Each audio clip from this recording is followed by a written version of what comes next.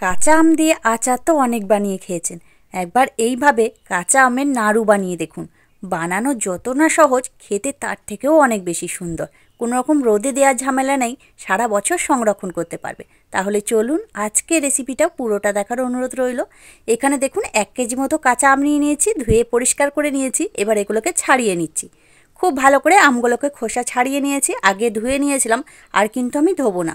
এবার এগুলোকে আমি গ্রেট করে নেব। আপনারা চাইলে কিন্তু এগুলোকে সরু সরু করে কেটেও নিতে পারেন। আমি এরকম বড় গ্রেটার নিয়েছি, এর যে বড় ছিদ্রটা আছে সেটা দিয়ে ভালোভাবে আমগুলোকে গ্রেট করে নেব। আপনারা চাকু বা বটি দিয়েও কেটে নিতে পারেন, বা এগুলো ছোট গ্রেটার দিয়েও গ্রেট করে নিতে পারেন, কোনো অসুবিধা হবে না। আমি এইভাবে এগুলোকে গ্রেট করে নিচ্ছি। এতে বেশ এই আমের লাচ্ছাগুলো খুব ভালোভাবে বেরোবে, আর খুব সুন্দরভাবে নাড়ুটা তৈরি হবে। বন্ধুরা, কাঁচা আম ফুরিয়ে যাওয়ার আগে একবার হলেও কিন্তু এই কাঁচা আমের নাড়ুটা বানিয়ে দেখবেন।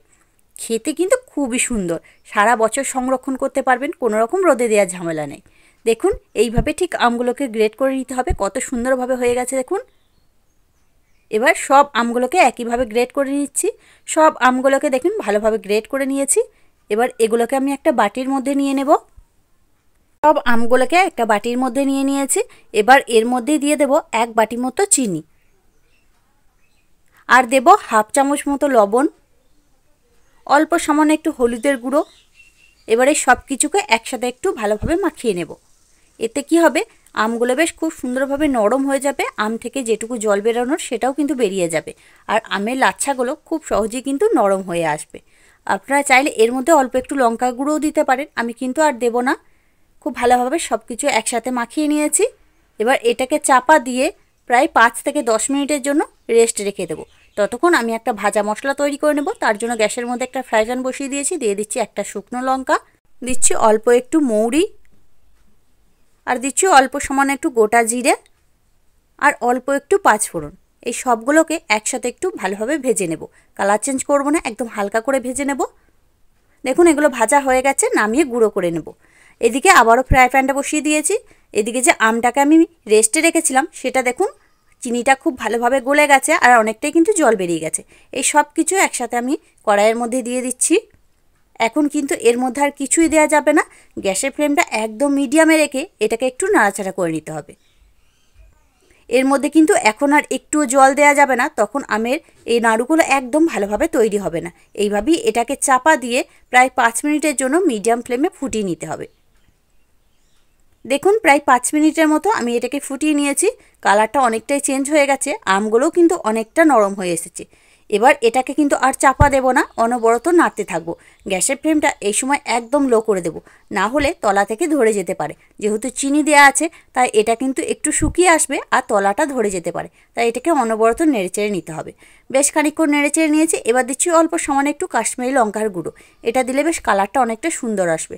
আপনারা চাইলে এটা দিতেও পারেন, আবার নাও দিতে পারেন। এখানে কিন্তু অল্প একটু লঙ্কা গুঁড়িয়ে ব্যবহার করতে পারেন যদি ঝালটা বেশি খেতে চান। আমি এটাকে বেশি ঝাল তৈরি করব না, তাই এখানে লঙ্কা গুঁড়োটা দিলাম না। এটাকে আবারও আমি প্রায় মিনিট 5 মতো এইভাবে নাড়তে থাকবো। মিনিট 5 ধরে এটাকে একটু নাড়াচাড়া করে নিয়েছি। এবার এখানে দিচ্ছি 1 চামচ মতো ভিনিগার। যেহেতু এটা আমি রোদে দেবো না, তাই এই ভিনিগারটা দিলে এটা কিন্তু অনেক দিন পর্যন্ত সংরক্ষণ করে রাখা যাবে। আর যে ভাজা মশলাটা তৈরি করে রেখেছিলাম সেখান থেকে 1/2 চামচ মতো দিয়ে দিলাম। এবার আবারও এই সব কিছুকে একসাথে একটু মিশিয়ে নেব। আর বন্ধুরা, আপনাদের কাছে যদি ভিনিগার না থাকে তাহলে কিন্তু এটাকে মাঝে মাঝে রৌদ্রে দিয়েও রেখে দিতে পারে, তাতেও কিন্তু ভালো থাকবে।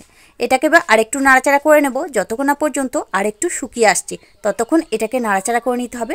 দেখুন বন্ধুরা, এটা কিন্তু আমার তৈরি হয়ে গেছে, দেখেই বুঝতে পারছেন কালারটাও চেঞ্জ হয়ে গেছে, আর অনেকটাই কিন্তু শুকিয়ে এসেছে।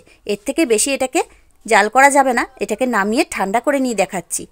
নামিয়ে ঠান্ডা করে নিয়েছি, দেখুন কত সুন্দরভাবে তৈরি হয়ে গেছে।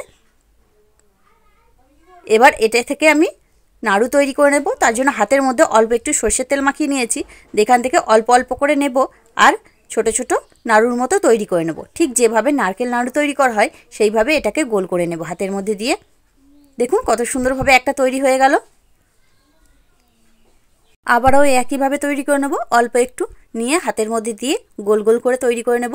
আর বন্ধুরা, এগুলো আমি একটু ছোট ছোট তৈরি করছি, আপনারা চাইলে কিন্তু এর থেকে বড় বড় করেও তৈরি করে নিতে পারেন। আমি একটু ছোট ছোট করেই সবগুলোকে তৈরি করে নিচ্ছি। আবারও দেখুন একটা নাড়ু তৈরি হয়ে গেল। ওই একইভাবে করে নিয়েছি। কত সুন্দর দেখতে লাগছে। কাঁচা আম দিয়েও যে এত সুন্দর নাড়ু তৈরি করা যায় আপনারা না বানালে বুঝতেই পারবেন না। সবগুলোকে একইভাবে তৈরি করে নিয়েছি। দেখুন কত সুন্দর তৈরি হয়ে গেছে কাঁচা আমের নাড়ু। অবশ্যই কিন্তু কাঁচা আম ফুরিয়ে যাওয়ার আগে এইভাবে নাড়ু বানিয়ে বছর জুড়ে সংরক্ষণ করতে পারবেন। খেতে কিন্তু খুবই ভালো লাগবে। অবশ্যই বানিয়ে দেখতে পারেন। নাড়ুগুলো কত সুন্দর দেখতে লাগছে দেখুন। কেউ কিন্তু ধরতেই পারবে না যে এটা কাঁচা আম দিয়ে তৈরি। তাহলে বন্ধুরা, আজকে আমার এই কাঁচা আমের নাড়ু রেসিপিটা আপনাদের কাছে কেমন লাগলো সেটা কিন্তু অবশ্যই কমেন্টের মাধ্যমে জানিয়ে দেবেন। দেখে যদি একটু ভালো লেগে থাকে লাইক দিতে ভুলবেন না। চ্যানেলটিকে যদি এখনও সাবস্ক্রাইব করা না থাকে তাহলে চ্যানেলটিকে সাবস্ক্রাইব করে নিয়ে অনুরোধ রইল। তার সাথে পাশে থাকা বেল আইকনটি প্রেস করে দেবেন। আমি যখনই কোনো ভিডিও দেবো তার নোটিফিকেশন সবার আগে আপনার কাছে পৌঁছে যাবে। তাহলে আজকের মতো এখানেই, আবারও ফিরে আসছি অন্য কোনো দিন অন্য একটা রেসিপি নিয়ে। ততক্ষণ আপনারা ভালো থাকবেন, সুস্থ থাকবেন। ধন্যবাদ।